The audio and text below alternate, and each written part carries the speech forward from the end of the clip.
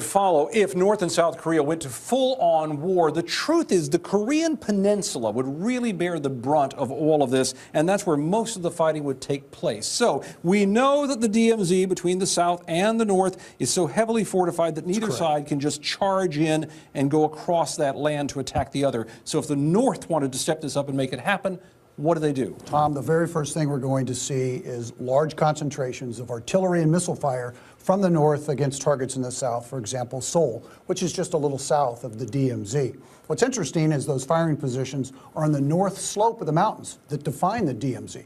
Very difficult for the coalition forces in the south to see those pieces before they're activated. So while that firing is occurring from these mountains down here, what else is going on from the north? The north is going to activate the insertion of special operations forces, both along the coasts. Taking them in by ship or by submarine? By submarines, most likely, as well as the activation of sleeper agents that have been in the South, in some cases as many as a couple of decades, identifying targets for these missiles and for these artillery pieces. Okay, the U.S. and South Korea is not just going to sit there while all of this happens. So what is the immediate response if such an attack took place? Number one is the U.S. Navy will increase its presence. For example, more aircraft carriers, destroyers, whatever more it takes. aircraft is what we're looking for.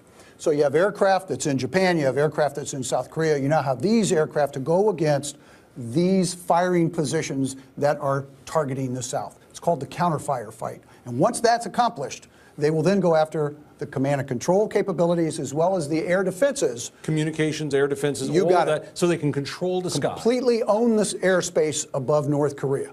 And then what happens? Then they're probably going to go after some very specific targets like bridging in the north to eliminate the freedom of movement so these North Korean forces cannot maneuver in their own country. All right, so if all of that happens, obviously you have a shift in the battle. The North takes the initiative to start the attack, but then the South and the U.S. responds. How quickly does it turn so that the initiative is not in the hands of the North, but is in the hands of the U.S. and the coalition Tom, what's important to realize is the coalition, U.S. and South Korean response will be instantaneously.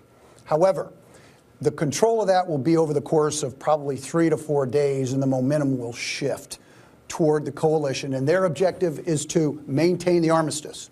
But you don't think this is going to happen? You think ultimately this is not what's going to happen? Not at all.